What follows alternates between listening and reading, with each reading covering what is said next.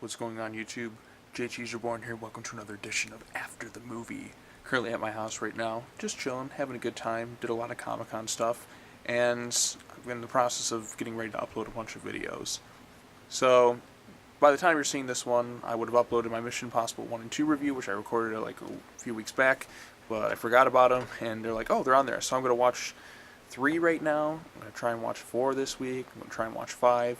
And then closing out the week, I'm going to watch the newest one, Fallout.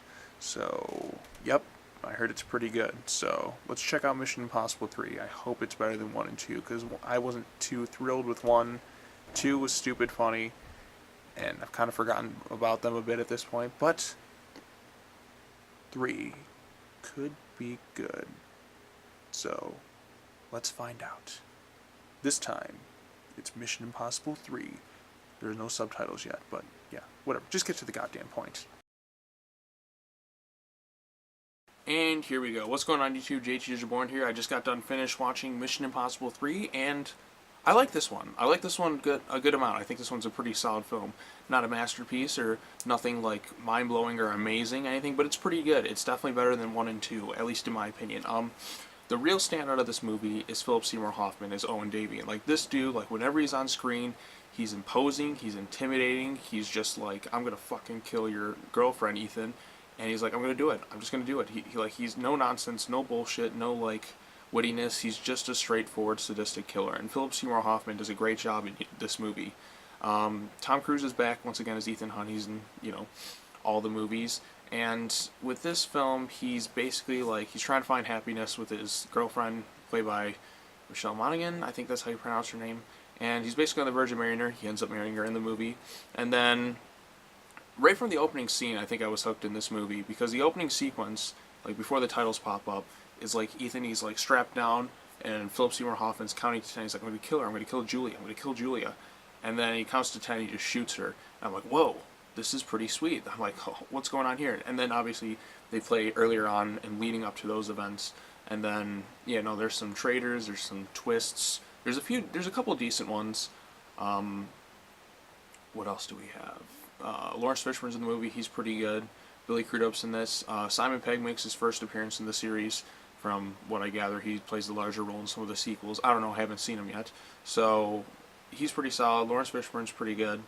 Billy Crudup has some stuff going on with him. Michelle Monaghan, who plays Julia, his wife. There's some mystery with her character that was revealed at the end of the movie, which I knew kind of going into it because I saw her in like the ads for the sequels. So like, she doesn't quite die. Maggie Q's in it too. I don't know if she's in any of the sequels after this, but they're after basically this thing called the Rabbit's Foot.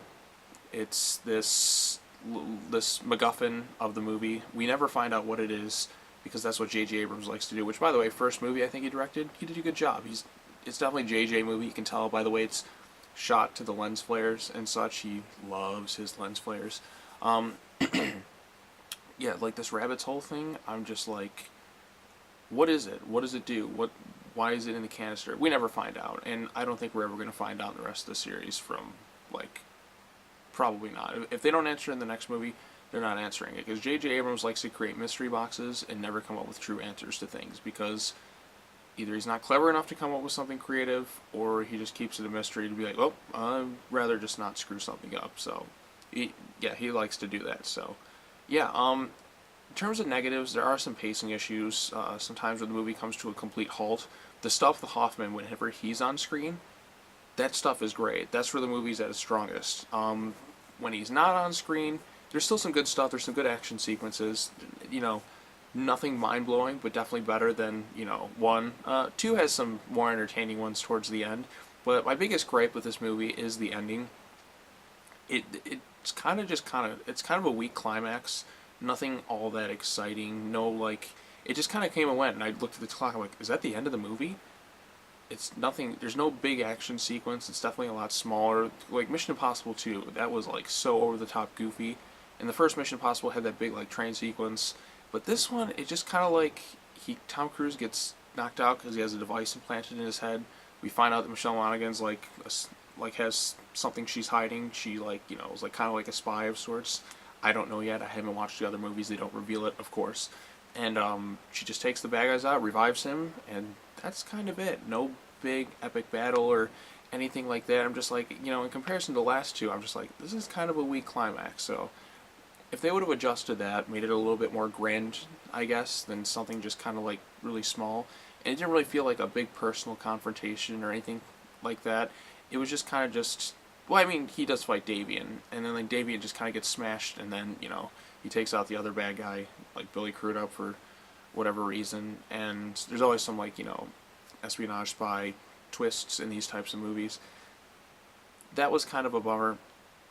I would have liked to something just a cooler action sequence towards the end, because the other one was just like, this one was way too simple, like not bold enough, but and not quite as emotional enough, because the Philip Seymour Hoffman thing, like, it was cool that, you know, he got hit by the truck, but it wasn't satisfying enough. It just kind of came really abruptly, and then it's kind of just pushed off to the side. So yeah, that's my thoughts on Mission Impossible 3. These movies have gotten better, at least in my opinion, with each one. 2 is more ridiculous than 1, but it's more entertaining. 1 is pretty dull, in my opinion. Upon like sitting on it, I'm just like, yeah, I don't really see why this movie is just as popular as it is. But yeah, so gonna be watching 4 next. Thank you so much for watching this video. Comment, like, subscribe, hit that bell for notifications. Follow me on Twitter, twitter.com/SeanJKKing. Let me know in the comments below what you think of Mission Impossible 3 and your thoughts on the series as a whole. I'd like to hear them. So, yep, I'm going to go sit back. I'm going to watch Mission Impossible Ghost Protocol next. I hear this one's pretty good. This is where Tom Cruise's crazy stunts really started to take off, because I remember this one. He climbs like the tallest building in the world. 5, he's hanging from the side of a plane. And then 6, he's flying helicopters. So Tom Cruise, you're a maniac. You're a maniac. But good for you, Tom Cruise. It's good that you're kind of an adrenaline junkie. So it makes the stunts feel real and more exciting. I think 4 is where everyone started to like shift tones towards the series being better. So I think 3 is the lowest grossing in the whole series. So yeah. But anyways, thank you so much for watching. I'll talk to y'all later. I'm on to Mission Impossible 4 now. Ghost Protocol. Here we go. Peace.